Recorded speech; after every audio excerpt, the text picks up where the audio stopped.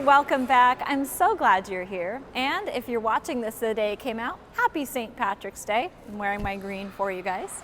All right, today I am going to be responding to one of your questions. This one is from my backward crossover tutorial where I taught both the lifting backward crossover method and the sliding crossover method. I thought this is such a universal issue for so many people, even some of my students in private lessons, that I wanted to address it today. So this is from Anna Lori 5736. She says, "Hi there, I'm working on these and have the lifting style sorted with pumping and lifting. However, I wanted to try the more advanced method, keeping the foot on the ice, but I just can't get it in front enough to not crash my toe picks." Have any of you had that problem, crashing toe picks on back crossovers? She says, "Do you have any advice on how I can fix this? I think it's due to my posture when I'm crossing over. I think also I might be thinking it too much about the outside leg instead of pushing under maybe." Okay, so this is a great question. I'm going to address this question as well as another posture issue with back crossovers in today's video. So let's get to it. We're going to be using this circle here, this larger red hockey circle. I like using something like this as reference when skaters are learning their backward crossovers or forward crossovers because it gives you a little bit of a guide, a template. So what we're going to start with is talking about why sometimes when you're doing crossovers, your feet will hit each other and how you can fix that problem. So the main problem is just that your feet are too close to each other as you're crossing, and so your blades are going to hit each other. So as you can see, that is a big problem. I've done it myself. I'm sure so many of you have done it as you're learning to cross. So what I want you to do is, as you're doing your pump, don't bring your feet together like you would with a crossing and lifting style. So when you pump and lift, you can bring your feet all the way together and then lift across. This doesn't work so well when you're sliding. So what we want to do, get those edges on leaning towards our circle. So we're on our inside on the outside foot and our outside on the inside foot. It's a little weird to say. And then what we want to do is pump so that our foot comes to the front.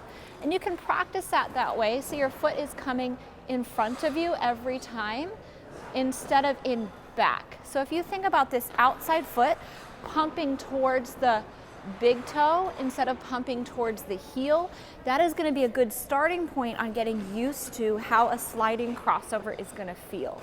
So you want to think about that foot coming towards the front and staying in front of you as you work on those swizzles. So that's the first element I want you to think about when trying to avoid hitting those feet together. The other thing we want to do is slide across at an angle. Okay, now realistically, you should be trying to do this on your inside edge. Sometimes when I do it very slowly, it starts looking like it's on an outside edge because it's difficult to do slowly correctly. But we want our feet to stay leaning towards the circle. So it doesn't have to be super dramatic, but it needs a little bit of a lean. Our crossovers always should be leaning towards the center of our circle. So the other thing is, once you've got that point to that pump coming to the front, we need to get a good angle with this foot so it's coming across more sideways instead of coming across straight. If it comes across straight, your heel and your toe are very likely to hit each other. So what I want you to think about is getting your foot to come across sideways so that your heel is directed inside the circle as you pump. So you're going to pump, direct that heel inside so it can pull back across without those hitting.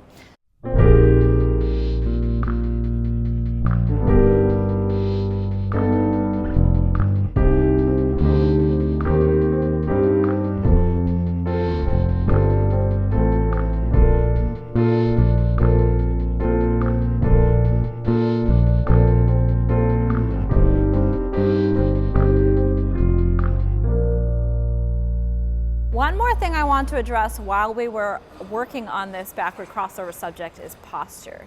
So the other thing that can really make it difficult for you to successfully execute this move is leaning forward too much. So often we get comfortable with leaning in our hips just as daily life goes on, and then we are not so good at bending in the knees and keeping those hips very stationary.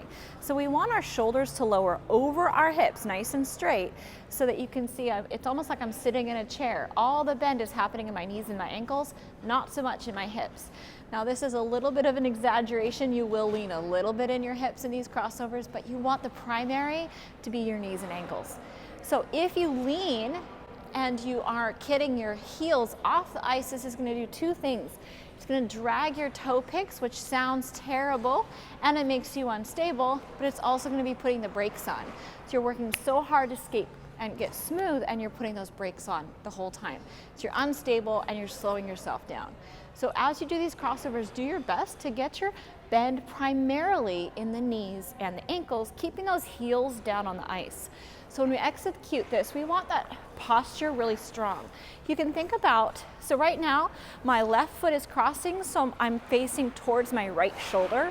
So to help me stay upright, I'm gonna engage the back of my right shoulder, back where my lat is.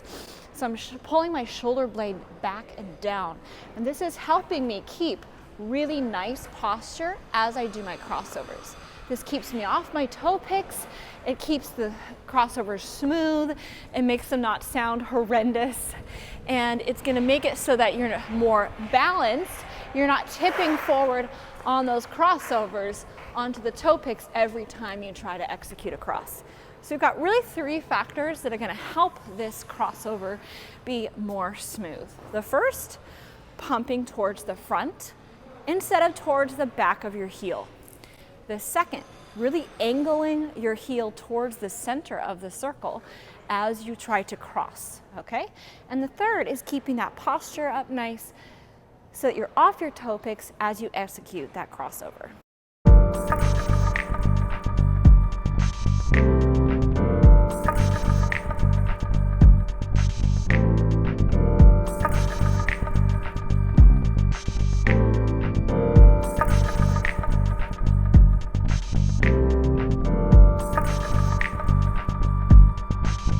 All right, skaters, I hope you found that answer to that backward crossover question helpful.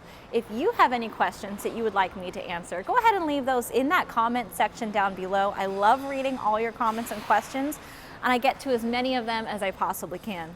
If you enjoyed this video, please do give us that thumbs up, and as always, I'm looking forward to reading all your comments in that section down below.